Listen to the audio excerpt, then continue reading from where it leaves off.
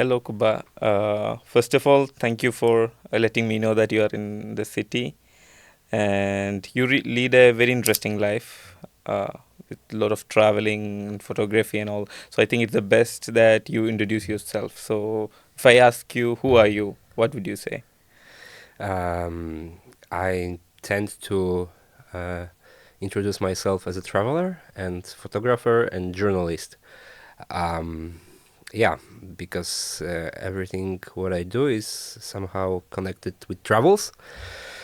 So, as in my professional life, I travel as a tour guide, sometimes as a photographer, and now as a podcaster as well. So these are my three main branches of work. Okay, so when did you start? I know it's a very old question, but when did you start to be interested in traveling? I never started because I always were. Okay. So when I was very little, my parents were traveling a lot. For that time, 90s in Poland weren't the best times you can imagine, but and we weren't traveling abroad, but we were doing a lot of kayaking, for Mm-hmm. example. And I was living also in a quite beautiful surroundings in Mazury region. So I had a lot of freedom to explore the closest few dozen of kilometers by myself by bicycle, and I only expanded the length of my travels, but I never really started traveling because I was starting for the very beginning. Okay, so it's very natural to you. Yeah, Okay. In your blog, I read that you wrote, I like traveling, I like the world, and I like people. yeah. So, how important is people when you travel? People are very important. A lot of travelers tend to say that people are the most important, but I find it kind of cliche right now. Mm-hmm. So I'd say you can travel to see the nature, you can travel to meet people, and you can travel into yourself.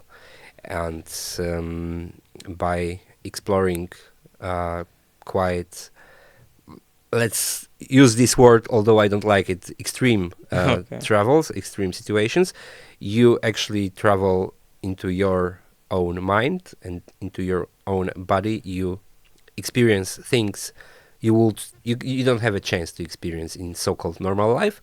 So that's why I call it travel into yourself. But I find these three ways of exploring the world equal. So I love meeting new people, but I also love being by myself in the nature, and learning about myself is also very helpful in your own development. And as I grew older, I think this becomes even more important when you become more self-conscious. Mm-hmm. You mentioned many travelers that people are the most important. Has there been any situation you felt like the opposite? Uh, There's some place that you unliked because of the people. no, not really. I had good and bad adventures, Mm-hmm. but people are good and bad. So Okay, like everywhere. like everywhere. So no, I actually I don't have a place that I wouldn't like to come back to, and there's no place I really don't like. I in every place I find something fascinating, Wow. and there are some places I like better and some I like less, but still every single country I've been to, I would like to come back one day. Yeah, I'm very curious about some countries. We can get into that in the later in the conversation. So maybe first for the listeners, let's say what is your kind of travel? Because you do adventure travel, and you do also conscious travel, as I understand. So what is your form of travel? What motivates you as well? When I'm traveling by myself, I mostly travel by bicycle because it's the easiest and most fun way of traveling, I guess. But I also do a lot of mountaineering, so walking. Mm-hmm. And well, when I'm guiding tours, it's obviously a plane and a bus and a train and so on. And I love travels by train as well. But yeah, this is a little bit different. Yeah. Okay, but why bike? Like I find this fascinating because I only did one motorbike trip in my life, and it was from one part of India, one part of my state to the lowest part. So I think it was like 400 kilometers. And I remember when we reached around 200 kilometer, I was like, I'm done. I can't sit here. My butt hurts me, and I can't do that. So why bicycle? Uh, well, I can imagine that traveling with motorbike can be even more physically demanding than bicycle because you cover a lot of kilometers at one time, and when traveling by bicycle, usually you don't have this pressure. Well, it depends on you, of course, but in my travels, I try not to have too much pressure on me. So you can do 50 kilometers per day, you can do 100 kilometers per day. It only depends on you. So you can cover quite big distances because 100 kilometers per day, it's a lot. But in the same time, you move slow enough to stop every time, to make a photo every time, to make a detour every time, and also you got the chance to meet people, and people are interested, especially in India. They were very interested in me when I was traveling by bicycle, and that's really enjoyable. And walking is too slow for me. Yeah. So walking has the same advantages, but it's just too slow for me. Okay. And what are some challenges when using bike to cross borders and some other countries? I wouldn't say there are a lot of challenges. No, so it's as easy as going on a flight. It's easier because the flight needs you to do certain procedures and a lot of technology and weather, and with a bike you just go. And So, if the bike breaks, it's quite easy usually to repair it. So you don't need much. okay. Many people have different ways of traveling, so there is not, let's say, a best way of traveling.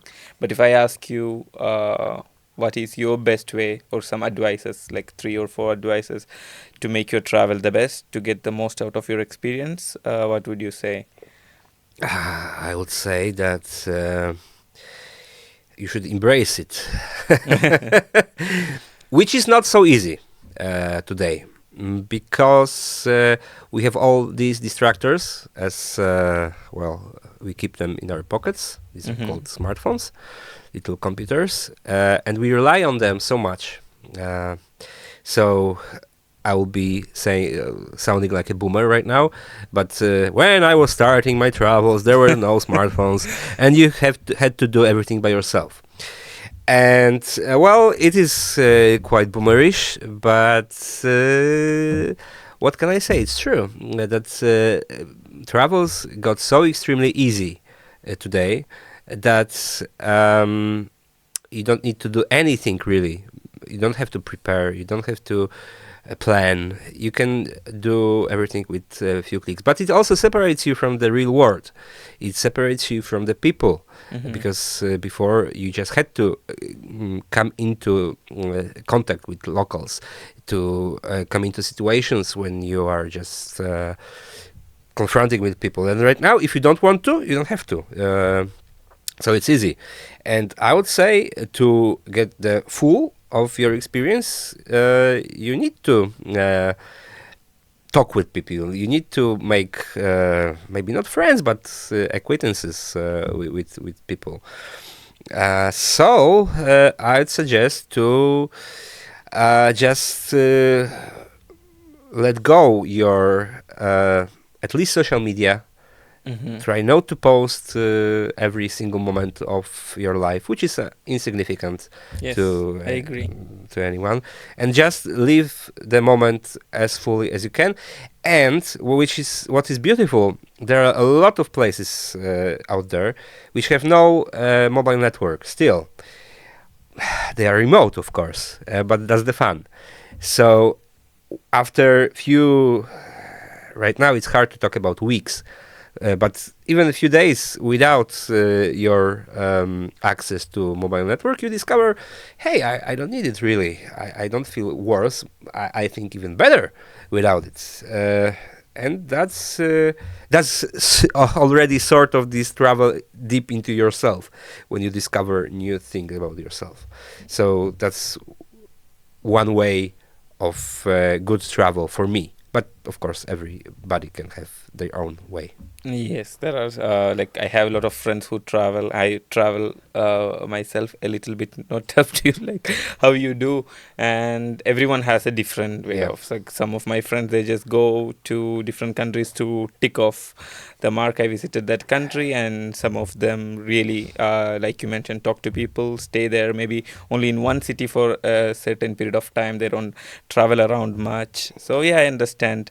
And coming back to the telephone, but I think there is an anxiety attached to Oh, smartphones, and definitely. as like it's Yes. not as easy as we can keep. Like I have a friend, like she cannot keep her phone out of her sight, like so she always needs the phone in her sight. So I think what you said makes sense to have this kind of trips to remote places. And imagine how um, enriching experience for the friend of yours would be staying in the remote place without the phone. It would be traumatic, I guess, Yes. at the beginning, but it's not essential for her life, and she would overcome it.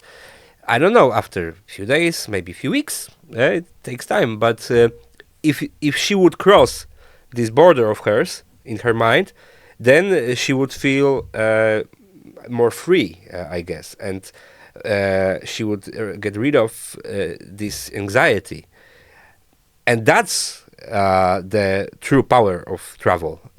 She can discover, but Mm-hmm. it's difficult, of course. Yeah, yeah, it's difficult. I think yes, it's also maybe it's not like someone is addicted to social media, but it's also this anxiety of Yeah. being connected with people. Oh, what if someone needs me? So yeah, I understand both sides. How long have you stayed without phone recently, or in past years, in some kind of these travels, Mm. or internet maybe?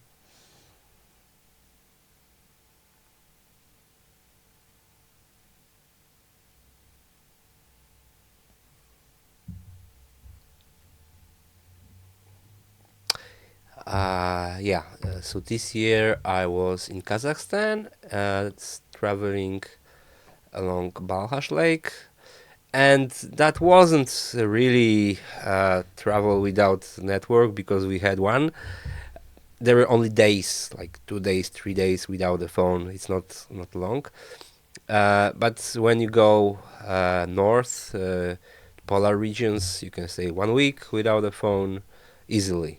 And these were this sort of travel, but not this year. It was in past years. Hmm. Yeah. So in these situations, just out of curiosity, because as for me and people in my generation or my friends, when we are bored, even if, for example, if I was waiting for you here and I don't have anything to do, I pull out my phone, I go Of on course, I do the something. same. Yes. So what happens when we kill this boredom, because we don't have networks, and what does it do to our brain? You know, this is the funny thing because notice that we don't have boredom anymore, right? Well, we kill boredom with scrolling. Yes, But exactly. what was boredom before? You had really nothing to do. Now you have something to do because you scroll your phone.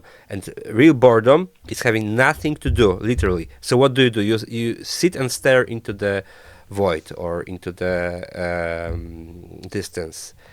And that's something our brain needs. Our Mm-hmm. brain needs this kind of relax. Our brain needs boredom. It's helpful. It's relaxing. Just it. So I think we need to embrace and celebrate boredom in our life. And when I travel, I tend not to use phone so much. even though I have this addiction of constant scrolling when I'm here at home, I'm not any better than anyone. But during travels, it's easier to do just stare into the window, for example. It's cool traveling by trains also. Staring through the window in trains is easy. Just not having any music, not listening to podcasts, just simple staring and being bored. That's so cool. Yeah, I think so too.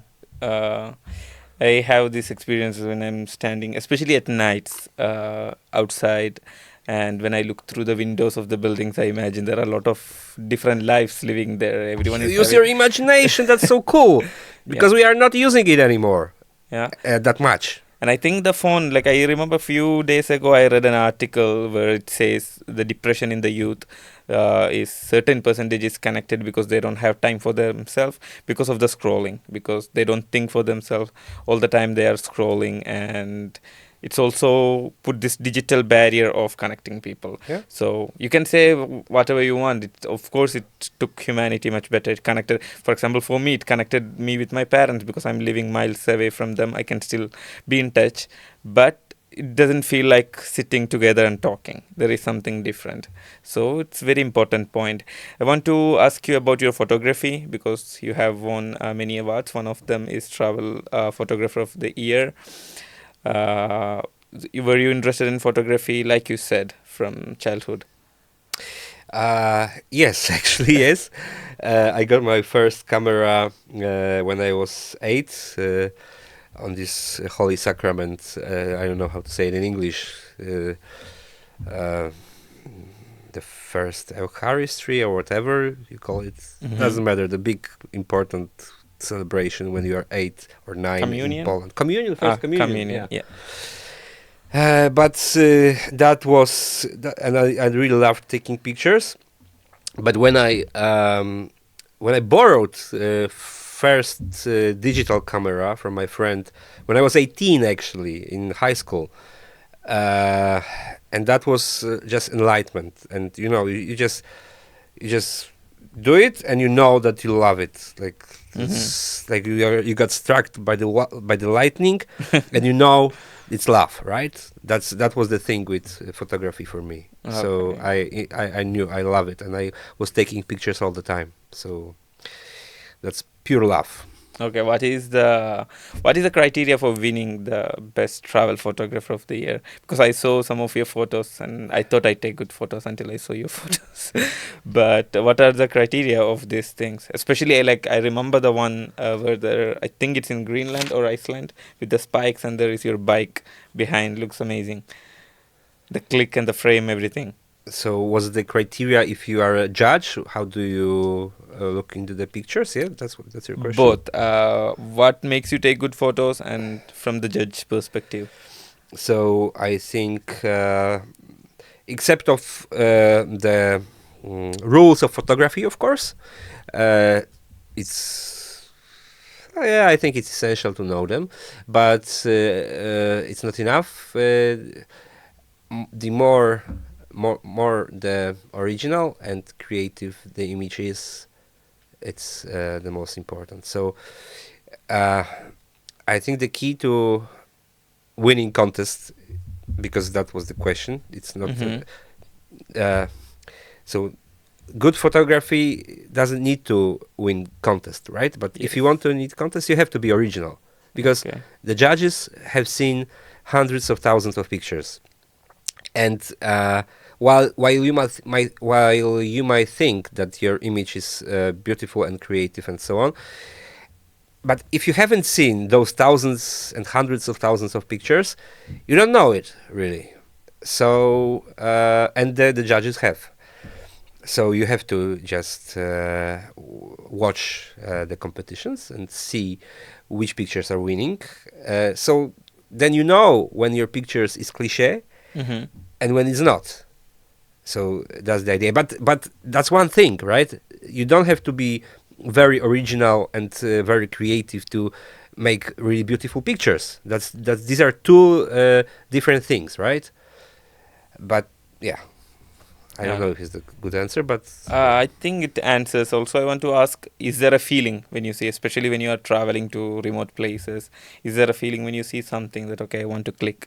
It's oh not about the yes, rules; yeah, everything flies away, yeah, and you it's feel just I it. want to capture the moment. Yeah.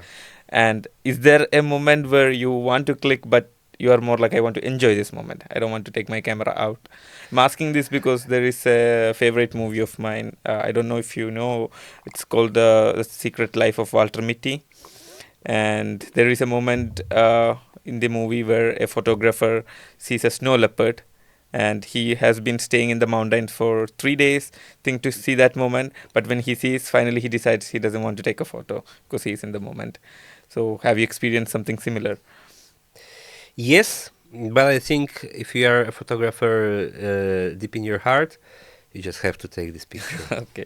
So, but you and I have this feeling sometimes so that I would like to enjoy this moment, but firstly, I have to take Take. picture, and when I taking the picture, then I can enjoy moment. And I realized that maybe I just should relax, but no, no, no, no. Firstly, I take picture.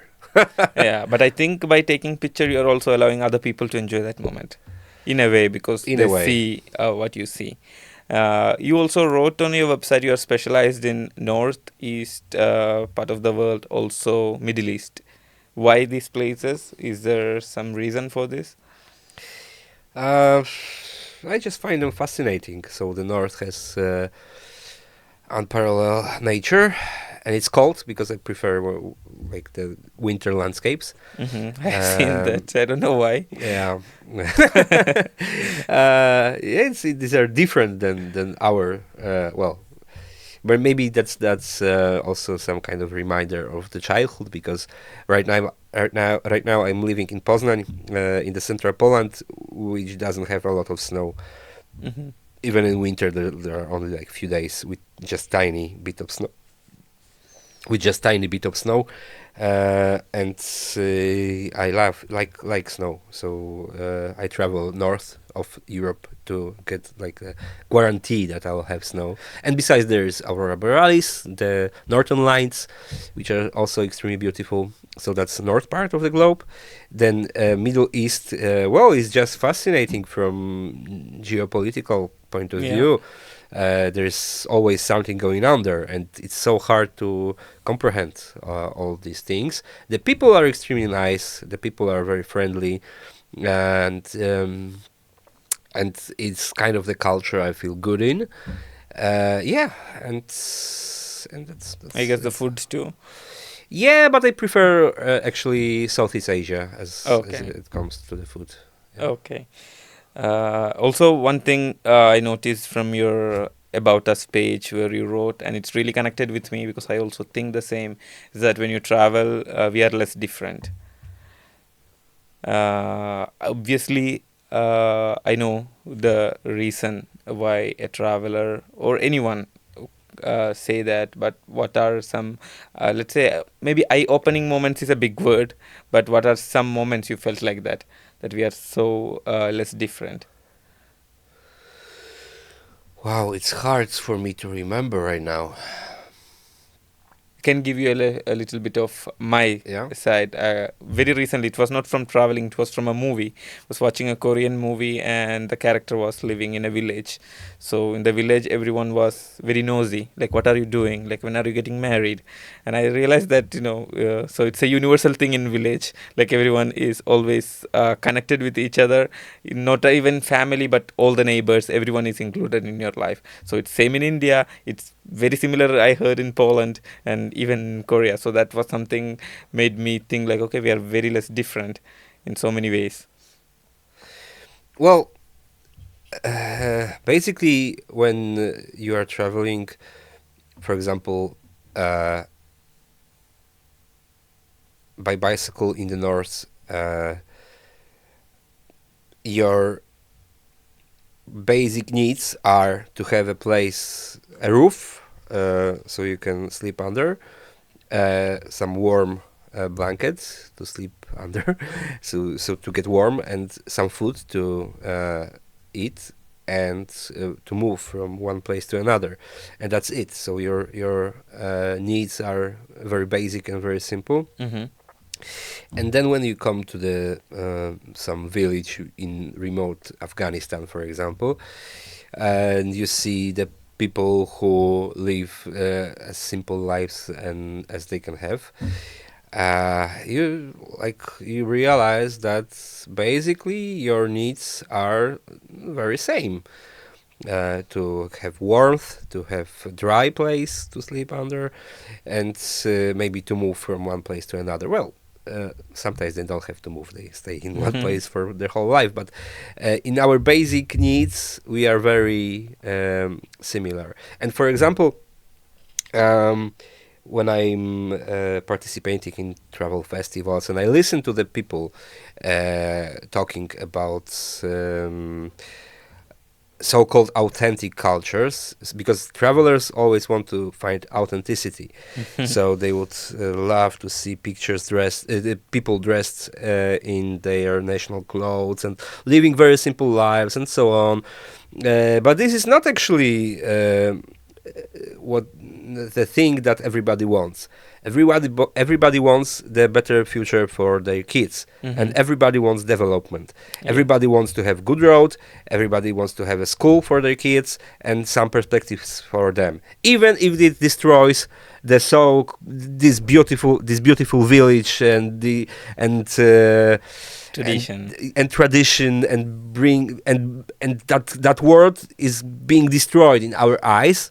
The tradition is being destroyed in our eyes, but in fact it's not being destroyed, it's being developed, although maybe it won't be so nice, it won't look so beautiful in the pictures, but that's what the people want, and everywhere people want the same. So I didn't give you one exact moment because I cannot remember that, Yes, but yes.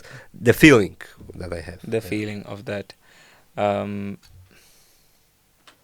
I understand also it's a very broad and hard question to put your hand and say, okay, this is one moment. Yeah. So it accumulates from all your experience. But no, when I was in refugee camp in Iraq, Mm-hmm. and I was on the school opening in the refugee camp, and I have never seen kids so happy going to school.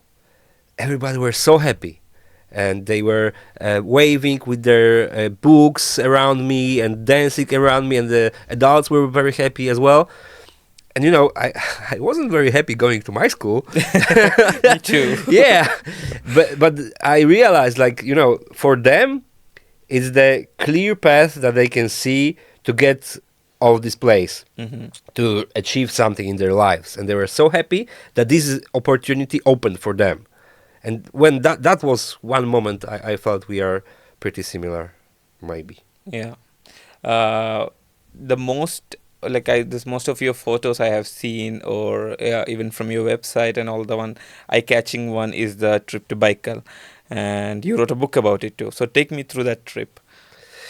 So Also give the listeners a bit of explanation on what is Baikal, because there might be people who don't know that. yeah, Baikal is seventh biggest lake on the planet and the deepest lake on the planet. So it's the biggest source of water on the planet as well. It contains 4% of all fresh water in the world, and it's amazing. For me, it's the most beautiful place I've ever been to. Wow, Um, it's a big statement coming from it's you. a big statement. Yeah, I know. So I came there firstly in 2008 when I was studying. I was on student exchange in Irkutsk, which is capital of Eastern Siberia, the region of Russia. And Irkutsk is like 70 kilometers from the shores of Baikal, and on Siberian scale, it's really nothing. So we can say that Irkutsk is on the shore of Lake Baikal. So I spent most of my time out there in Irkutsk, just traveling around Baikal. And by around, I mean like 1,000 kilometers each way, because these are vast spaces. So I just fell in love with this place, and I really wanted to cross it by bike from the very beginning because I already had experience in bicycle travels back then. But everybody talked me out of this trip, saying that I will certainly die and it's too dangerous. So instead I bought a bike in Irkutsk and I cycled to Mongolia by myself. But I always had this dream to cycle on the Lake Baikal, and during a few years I got big experience climbing mountains, being in very cold regions, and gathering also gear for this kind of travel. And after 5 years, I decided I'm ready to go on this adventure. So together with my friends, we we traveled by train to the north shore of Lake Baikal and cycled from the very north shore to the very south shore, which is the guides say it's 663 kilometers, but we cycled roughly 900 kilometers because you don't go in a straight line on the frozen lake. And that was just magically beautiful experience. And How of cold course, was it? Sorry to minus interrupt. 35, Wow. the coldest nights. But during the day it was like minus 20, minus 25, not that cold. And Not but that cold. but it's really really something amazing, yeah, when it comes to terms of beauty, and also this travel deep into yourself. So I've during these so-called extreme trips, I learned so much about my body, how it reacts to the extreme exhaustion, extreme cold, and also the pain of moving your body for such a long time, and also your mind, how it reacts with when it's not when you really don't know what's ahead of you, right? So that was a very enriching experience in any kind of terms. That's the place when I made also this picture you talked about. So it was Baikal. So from the photographic point of view, it was also very enriching, and I decided to continue this path and take my bicycle into other abstract and remote and cold regions of the globe. Okay, so that was one of your motivation to Yeah, your future travels. yeah. Okay. What's the way to travel there now? I think you recommend it for the people who are interested. No, I'm not right now. You are not I'm not recommending. recommending anyone to go to Russia right now. Ah, okay. Okay. So that's something that I want to ask you about because uh, recently, like last 2-3 years, there's a lot of geopolitical tensions in the Middle East, in Europe. So there is always this question of, for example, traveling to Russia or traveling to Israel or North Korea. So do you consider it's bad that we travel to these countries? Yeah, I think you have to know where your money is going. So if you are going to Russia, you are paying For the the war. regime for fighting Ukraine. That's as simple as that, and killing innocent people. When you go to Korea, well, you are helping this regime, which is also fighting in Ukraine right now. But maybe that's not their main goal. The goal is to get money from anywhere they can. But I have to admit that it is my big dream to come to to Korea, North Korea, because it's so abstract and Yeah. it's so surreal, the country. But I would like to talk about it. I would like to, tell people about it. From the moral perspective, it's very. It's not clear, right? Yeah, For it's me, a moral it's a gray. moral dilemma. But Yes. as a journalist, I feel that I can do it, just to tell people about it, because many people don't realize what kind of a country is that, right? So, but on the other hand, right, we are helping the people when we are paying their money to them. So, going to Israel, for example, as much as Israel is killing people right now in Gaza, if you go to the Palestine state, which is part of Israel Yeah. actually, and you cannot go there without going Going to to Israel. Israel, but you are paying Palestinians, which have really not too much sources of income right now. So you are helping them actually by Mm-hmm. coming to Israel. So it's never easy answer. Okay, okay. Well, one other thing caught my eye in your website, or maybe somewhere else that I read, is Altai and shamans. Yeah, I guess it's wild Russia. yeah. Can you tell me more about it? Well, I'm not really the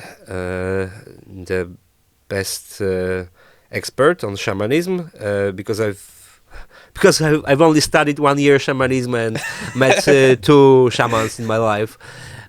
Well, actually, shamanism was it was called ethnography, Most but people would say that's a expert, because now we live in an age where someone watch two reel and they say they're the expert in yeah, that I know. subject. So because I was studying Eastern affairs, which was the very specific studies about former Soviet Russia or states in former Soviet Russia, and one of our teachers was Dr. Koshko, which was the maybe one of top 3 experts of shamanism in Poland, and and yeah, actually her subject was some anthropology or whatever, but basically it was shamanism. She was talking about Okay. shamanism and teaching us about shamanism. And then during my travels I met 2 shamans, but well,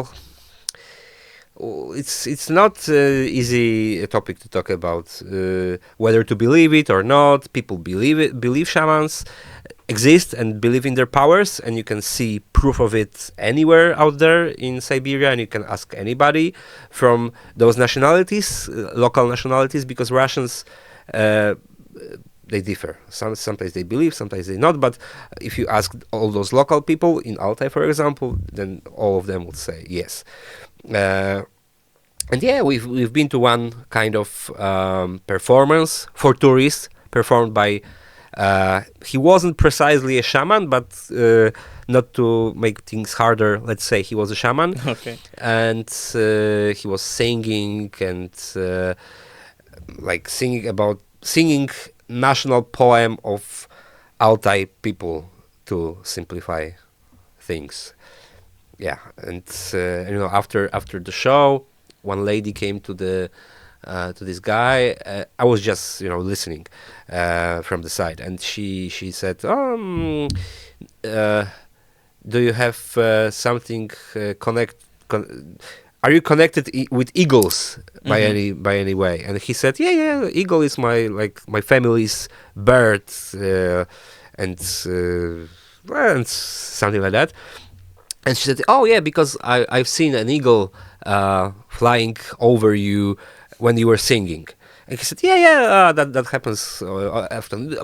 Was a shaman in your family, by the way?" And she said, "Yeah, my grandma was a shaman." And he said, "Okay," and that was the most casual conversation you could have. They were like, there was no sensation in that. They were just talking, and then you just listen to it, and you think, It gets and I stuck don't with know you. what to think about it, right? Yeah. Okay. So, since we talk about shamanism, I want to ask you, because personally, this topic has made me rethink a lot. Maybe it's a personal question, but I will ask anyway. When you travel, you see and you come in contact with a lot of religions, a lot of religious people, a lot of atheists, whatever beliefs, shamans. So, how does it change your view of religion and God in general? No, it makes you wonder. Mm-hmm.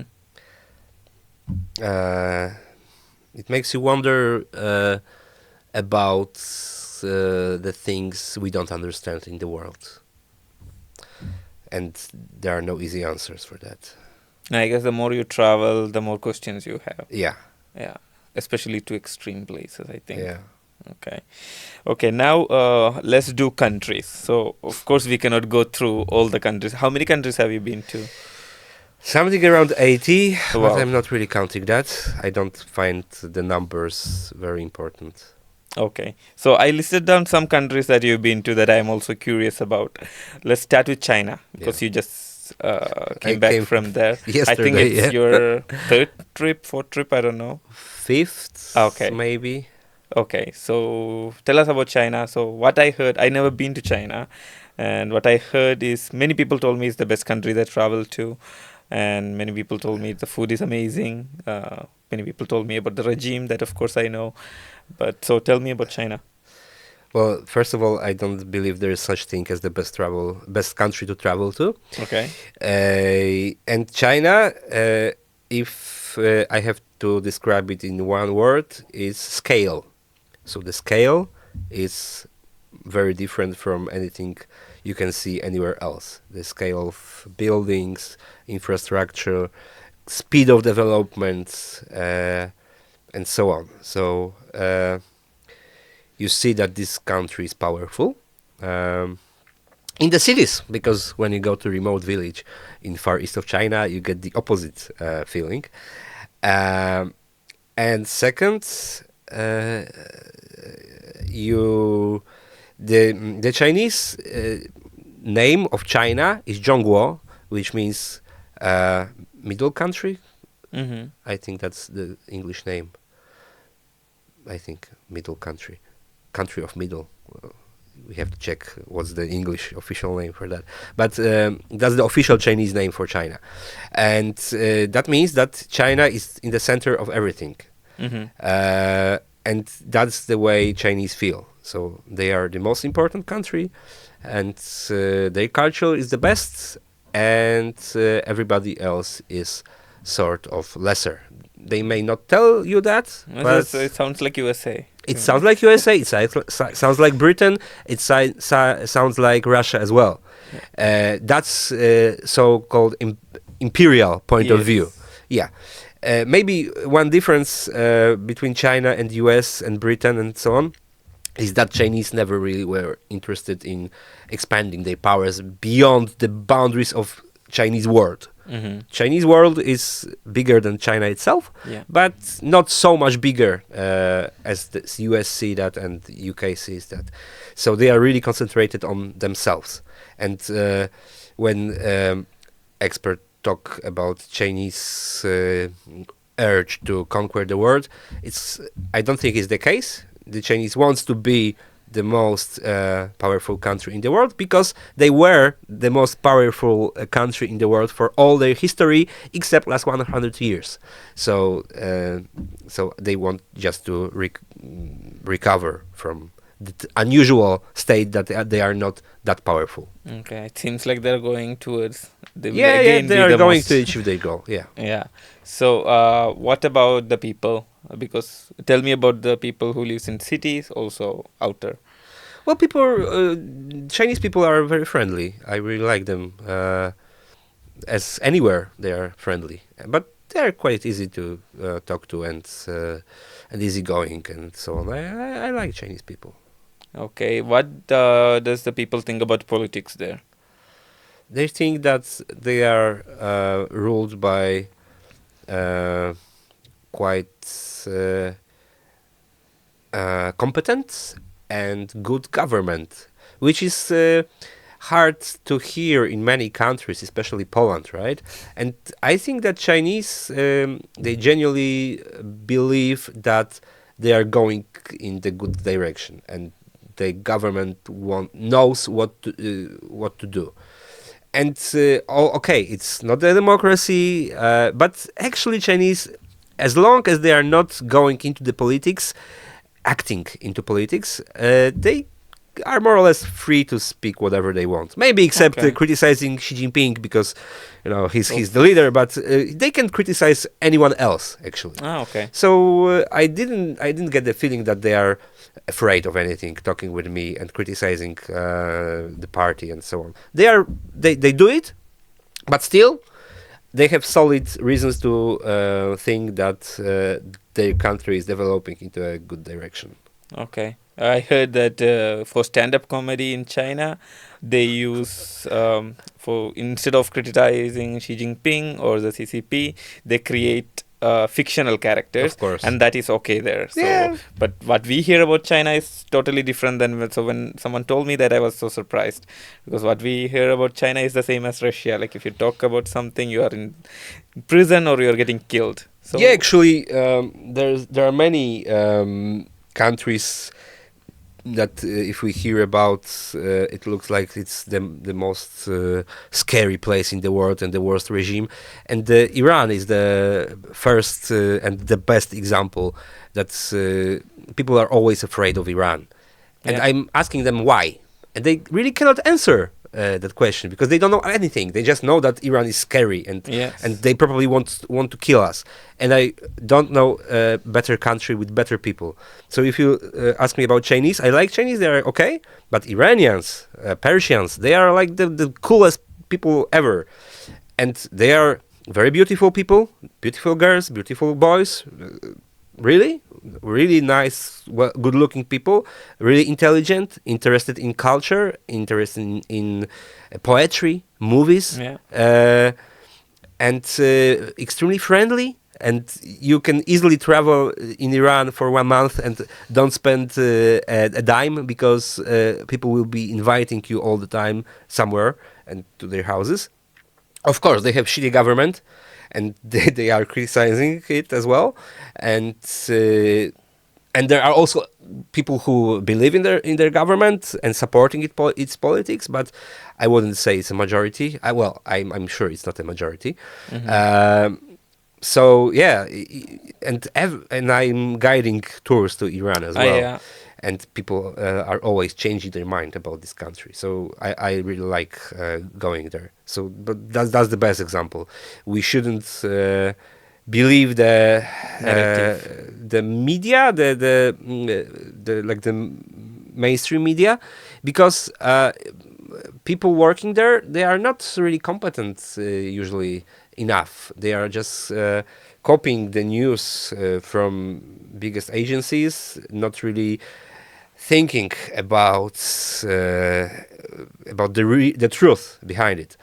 So that's why it's better to use some competent, smaller, independent media.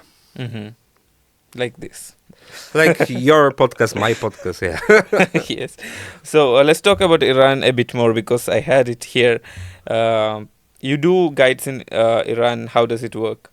Like in any other country. Okay. So see, that's a problem. So when I think about Iran, of course, I have Yeah, this, nothing works there, or I mean, everything works. everything. Okay, so you told me about people. How about the economy there? Because from, let's say, from my perspective, especially now during these times, and they're hit with all the sanctions they have, their nuclear power or plant, everything is destroyed. They are annihilated, to use the right word. So how does the economy work there? Well, I have been in Iran last time 2 years ago, so before this last war with Israel. So I really cannot say about the impact of the war Mm-hmm. to the economy of Iran, but the economy was shitty, of course, because of the sanctions. And huge unemployment. Every single person I met last time, every single person wanted to emigrate from Mm-hmm. Iran, which is possible, by the way. Okay. It's not maybe cheap because you have to pay a certain amount of money, but you can do it. But So in legal ways. it's very legal, of course, no Okay. problem. One thing that is different from other countries that the internet is blocked. Some websites. Okay. Same in China. Yes. The half of our internet is blocked. All Google and Facebooks and WhatsApps and so on. So similar in Iran, and it's just as easy to avoid that. Just using VPNs or just buying eSIM with VPN, and you have no problem at all. And Iranians do that, of course, and it's legal. Okay. Yeah, the economy it's not very good, but still, under all these sanctions and with all these embargoes and so on, I'm surprised how good actually it is. So it's not a rich country. It's not Yeah, it's not rich, but for their condition, I'm impressed how well actually they are doing. Okay. How disassociated people are from the government? Because I think it applies across board. So, for example, if you think about Russia, you think about Putin, and most of the people like hate people there too. Because it's like that, it works like that. It's very hard to Yeah. differentiate. I mean, I will Yeah. not blame the people. Same for India. I mean, part of India. I read something you wrote about India when they were last time about Modi. Agree, 100% couldn't agree more. So, how disassociated people are from the government? Well, there's a problem because when you are traveling, especially in a country like Iran, because in Russia, I speak Russian, so I can talk with anybody. There is no language barrier, and some people are supporting the government, and some are not. Probably most is not supporting. But in Iran, I talk with people who speak English. Okay. And if you speak English, it means you got some education. It means that you had some privileges and some contact with Western culture. So by idea, you should be more anti-government, which is so conservative and anti-Western. So virtually like 90% of people I meet are anti-government. Okay. But that's not the whole picture, right? Because people in the villages and people and some people by ideology are supporting the government and don't want to change their system of power. So we can only estimate and we can only guess actually. And you know what these Iranians were saying me, maybe 20% is supporting the government, but they are also just guessing it, right? From their experience. So we don't really know. Okay. Well, I think if it's 2 years ago, if I'm not wrong, it's about after the hijab revolution. I think I'm not wrong. So how is it there for women? Well, again, I haven't been this or last year in Iran, so I cannot really say. But when I was there last time, I was shocked how many girls were not using hijab. Because first time when I came there in 2012, like virtually 100% of the girls were wearing hijab. And in 2023, in Tehran, maybe, I don't know, 30% of the girls weren't wearing, maybe 20% weren't wearing hijab. But again, that was 2 years ago. And I've heard different stories that one story is where that the police is being more strict, and other stories where there that still the girls can wear can walk without hijab. So I don't really know the correct answer. You just have to go there and see for yourself, because what you hear from the media, it's also not fully true. Not fully true. When I came back in 2023 from Iran, some experts, and real experts, no, like really guys who know Iran, they were arguing with me that I'm not correct, saying that 20% girls in Tehran is not wearing the hijab. But I've seen it. I was 100% sure what I've seen. I'm saying only about Tehran. I'm not speaking about Mashhad or cities I haven't been to or villages. But in Tehran, that was just amazing. And I've seen the progress they've made. So, even these experts didn't know the real situation in that very moment. That's the problem with these countries. Okay, let's do Afghanistan. Yeah. I think you also climbed there. Yeah. And I think you mentioned it's a place where war didn't hit. Yeah. So overall, how is Afghanistan? I mean, right now it's very interesting thing to ask because I know they are promoting tourism on purpose. But in general, how is the people? How is Afghanistan? Well, I was only in the tiny part of Afghanistan called Wahan Corridor. so I cannot speak about whole Mm-hmm. Afghanistan. But if you ask me, um, I would come to Afghanistan right now, and I Okay. would say it's relatively safe. Under stressing relatively, Yes. because when I was out there in 2010, the Talibs were at war with Western states, including Poland, and so we were enemies going to their house. Mm-hmm. Right now, we are guests in the house ruled by them, and Yeah. according to Islam law, you are bound to greet your guest with every honor you can have. It's like the Allah itself would come to your house, even if it's your enemy. Yeah. And so right now, I'm totally sure that there is no danger from the Talibs to us. But there are some other crazy guys like Islamic State of Levant in Afghanistan, and there are enemies of Talibs. Talibs. And Yeah. the Talibs right now are these reasonable guys we can talk with, and this Levant state is the extremists who want to kill everybody. And they can kidnap you, and they can they can ask ransom for you. So that's the problem. But yeah, I'm thinking about going to Afghanistan, and there again, there is a moral dilemma. Should I support the Talib government by going there? But then again, I will pay money to To the people. people, and Yeah. I will give them my perspective and talk with them, and And you will share this perspective with the world. yeah. Yeah. So as a journalist, I feel that I can go there, but as a regular tourist, I would have like serious doubts.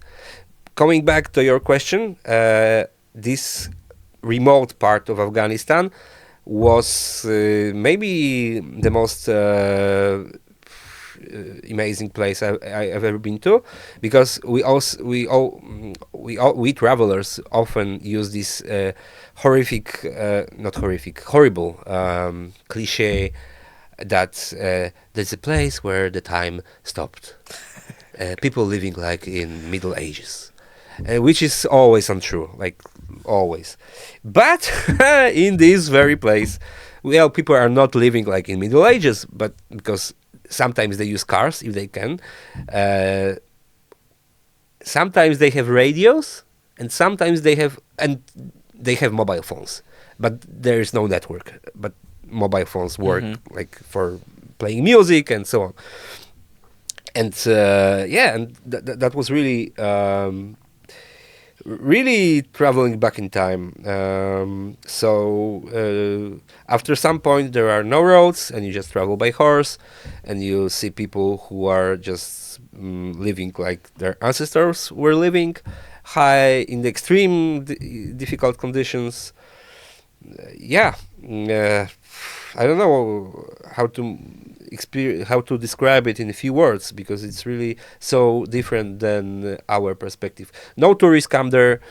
Some like only in 21st centuries, some travelers from west started to go there. In 20th century, there were only climbers, and Okay. only in the beginning of this corridor, and we covered it fully, almost like whole Wakam corridor. Wow. Yeah. Okay. Let's do. I want to ask you about Iceland because I consider, at least from the photos I have seen, for years I'm planning to go, but never happens. Many people describe it as another planet. Is it true? No, it's planet Earth. Well, it's a good occasion to go there in August this year, because on 12th of August they will have total solar eclipse. So that's a good excuse to go there next year. Yeah, Iceland has one of the most remarkable landscapes in the world, and the waterfalls and volcanoes. Yeah, seeing a volcano erupting, that's maybe top 3 experiences I had in my life. And just you could take lava into your hand. If it was, if it wasn't so stupid, but you can do it. Really, you can go and take lava and or fry sausages on lava, no problem. Yeah, so that's just something you can find everywhere. Okay, I will come back to those two because you said this top three experiences. Later, I will come back to those two. Yeah, I would now have to think about other two, but yeah, certainly volcano exploding is one of them. Yeah. Okay.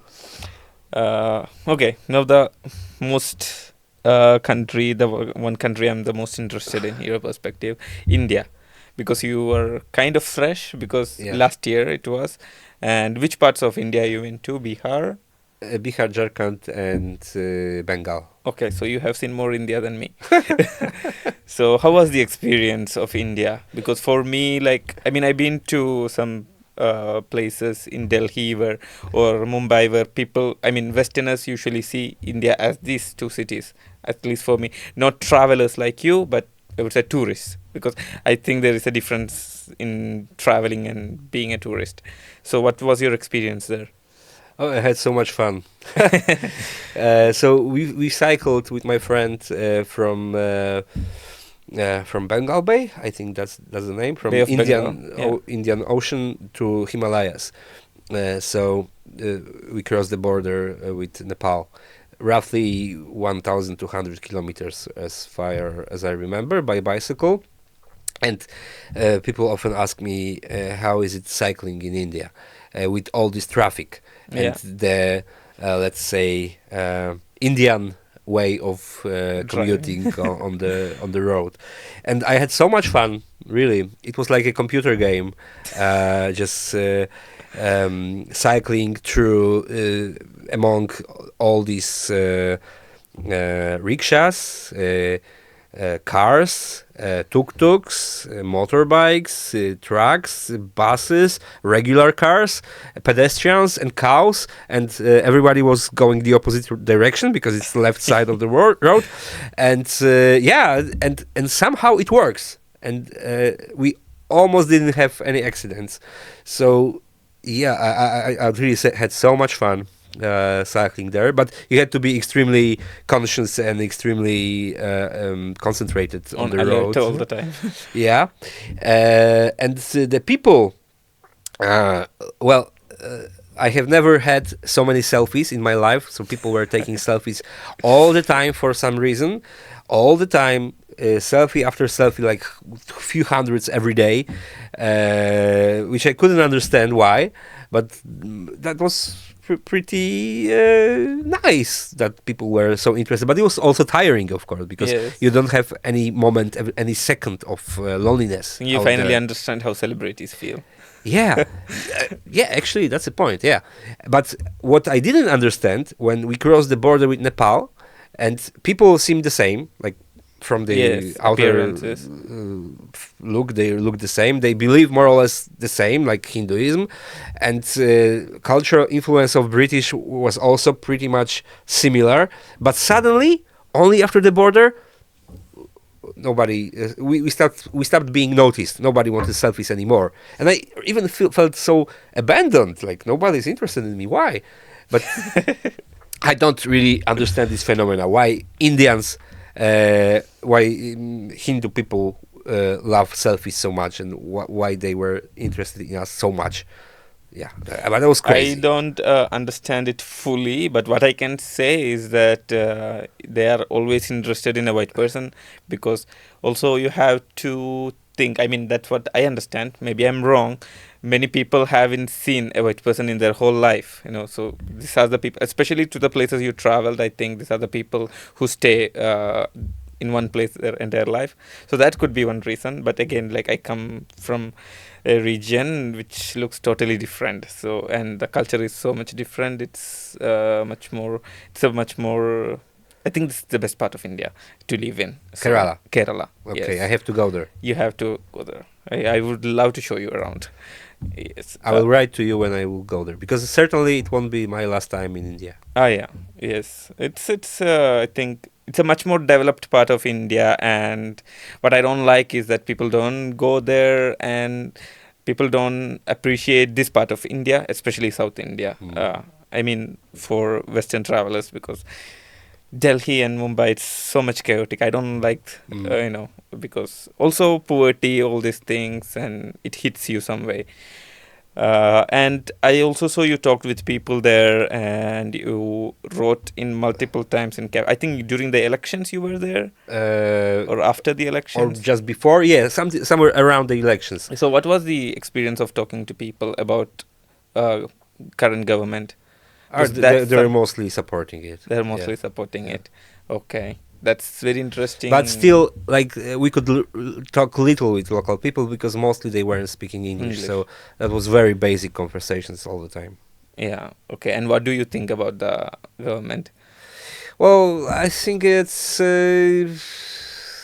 you can look on Modi from different perspectives. Like for these states that I've been to, the politics of installing toilets, it's really life changing, and it's really something.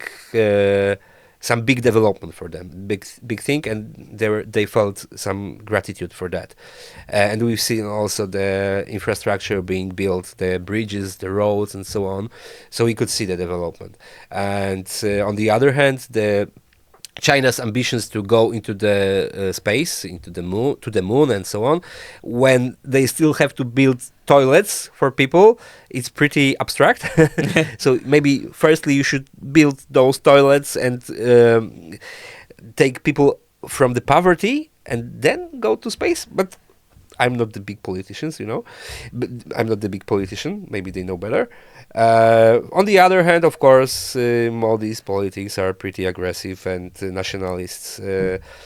But as it seems, this nationalist tone didn't work well with most of the population of India, and Modi didn't got that many votes as he was supposed to get during last elections. So I'm not really an expert in Indian politics. Yeah, like I mean, for me, Modi is an extreme figure, and 10% I would agree with him, 90% I wouldn't agree with him.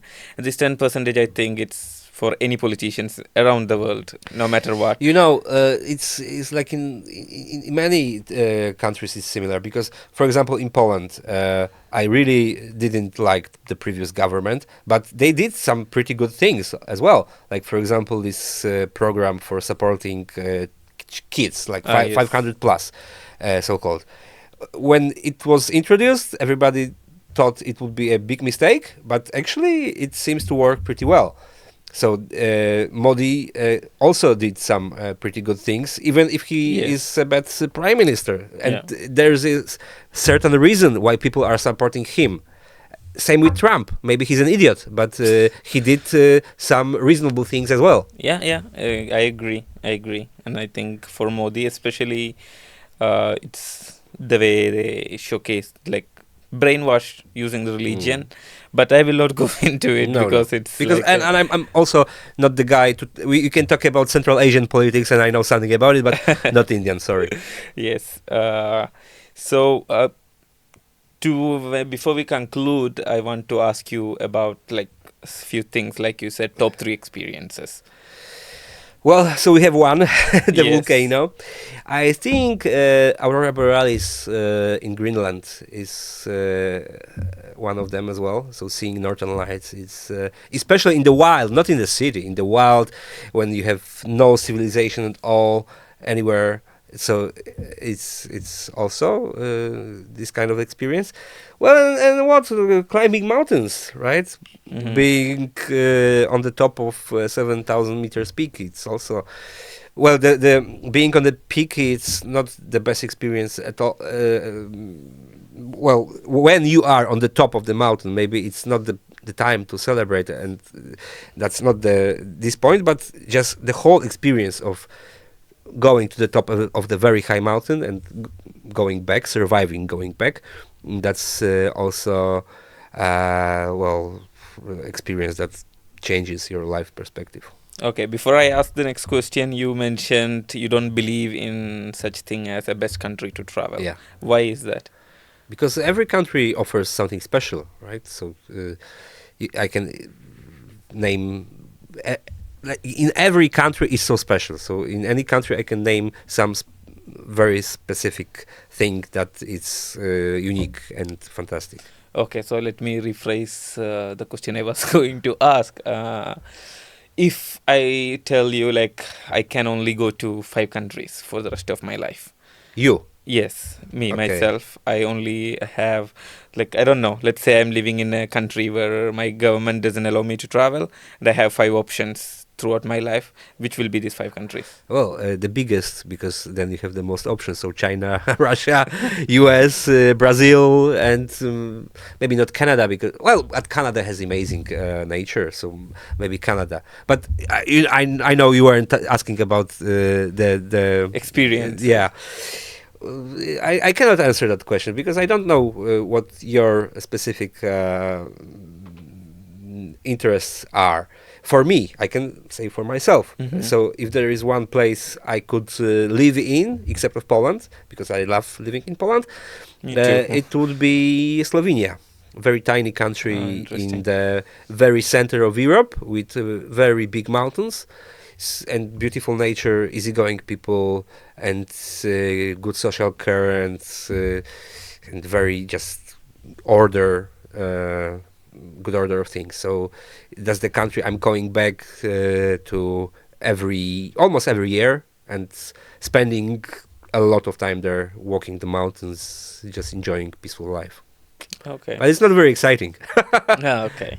Uh, I don't know if you will answer this next question, but what are the 5 most disappointing places or countries?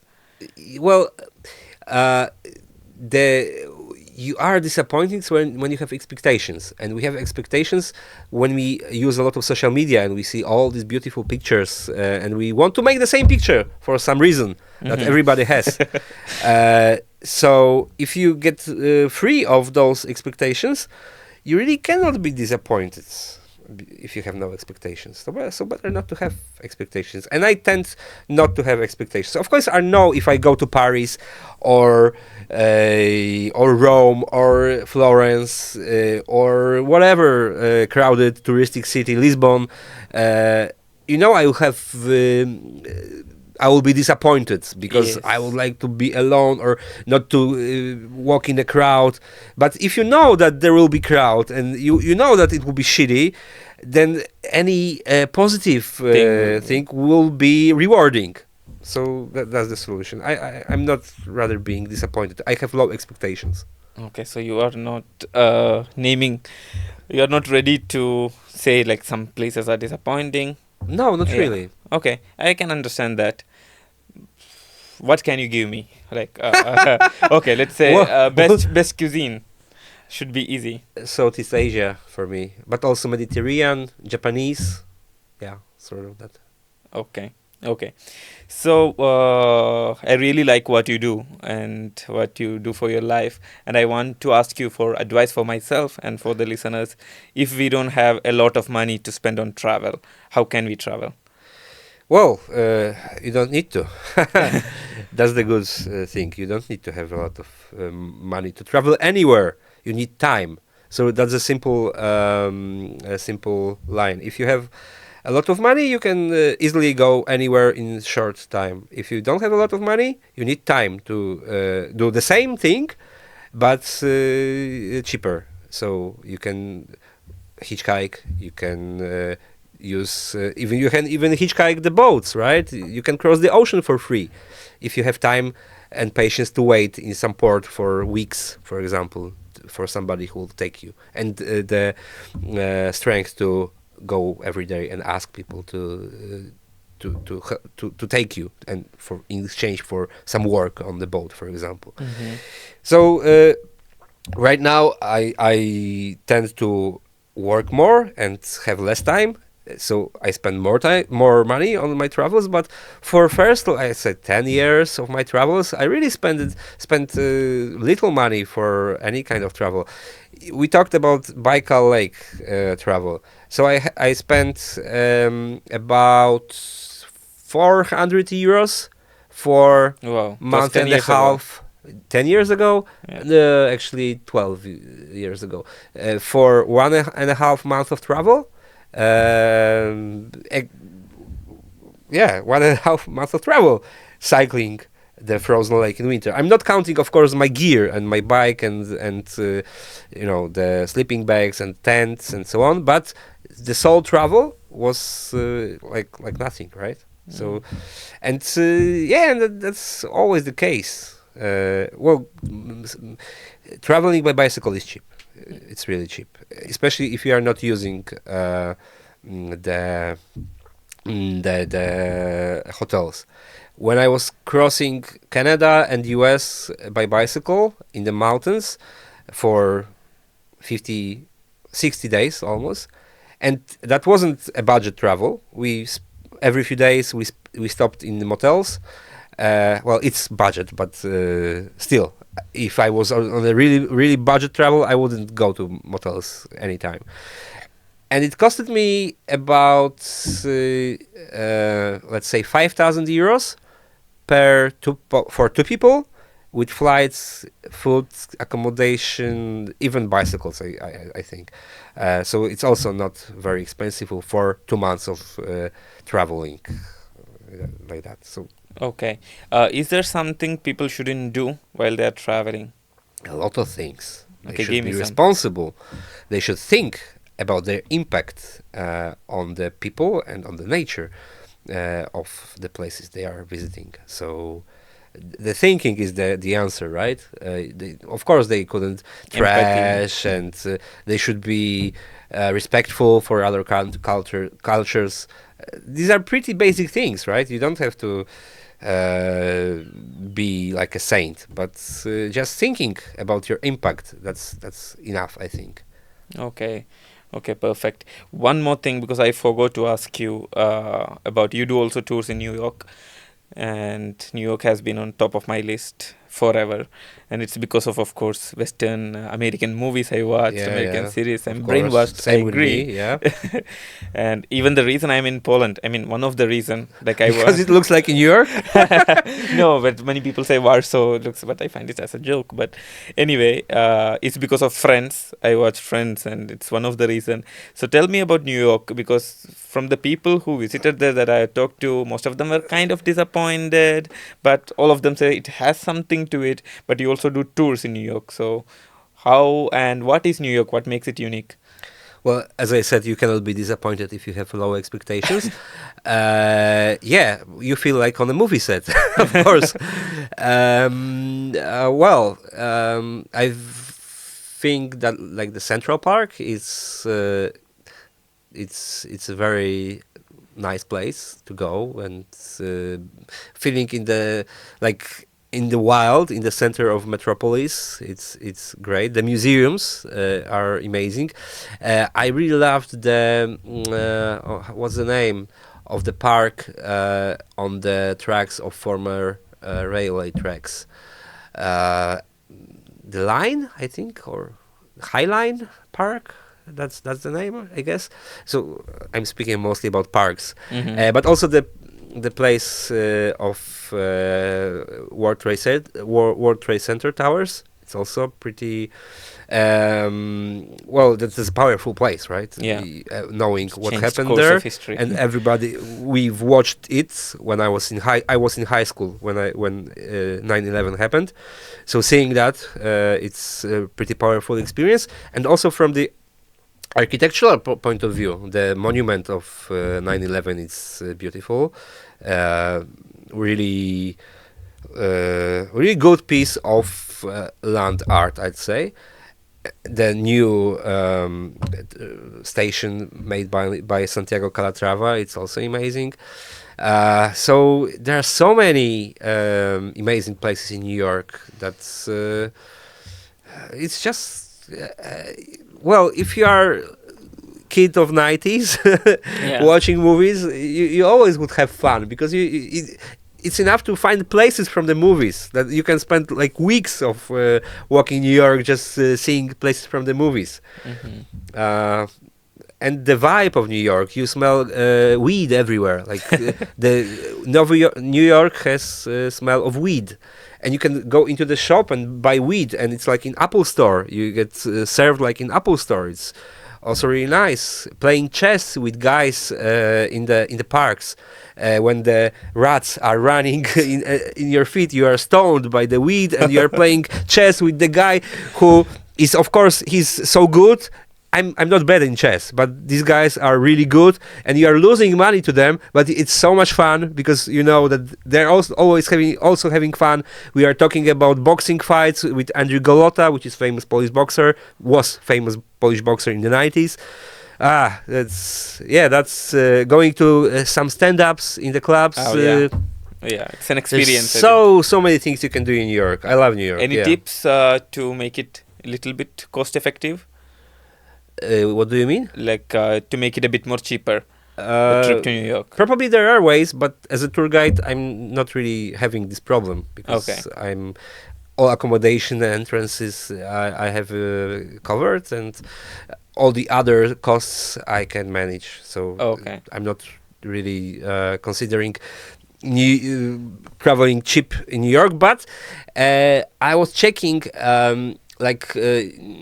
Spending New Year's Eve on Times Square. I don't like Times Square. It's so crowded, and that's not my place. But spending a New Year's Eve in Times Square, in the hotel next to Times Square, was cheaper than spending it in Polish Zakopane. Oh, wow. Yeah, so, wow, the prices are relative. Can't believe it, actually. I really couldn't believe it either, but you can see on Booking. Well, you could see it last year. Maybe this year will be different, but last year, really, the prices were cheaper in New York. Oh, my God. Okay, Jakub, thank you so much for talking with me today. Thank you so much for the invitation. No problem, my pleasure. I know most of your content is in Polish, but where can people find your photos? Where can people follow you?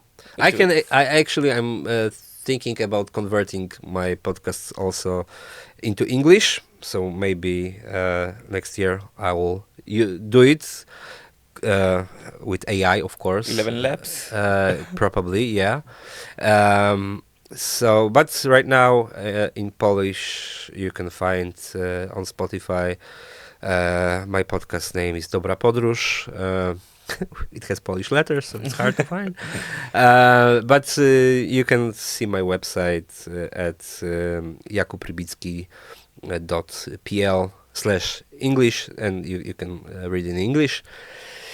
Yeah, and many other places. If you just Google Jakub Rybicki, you can also find some content in English as well.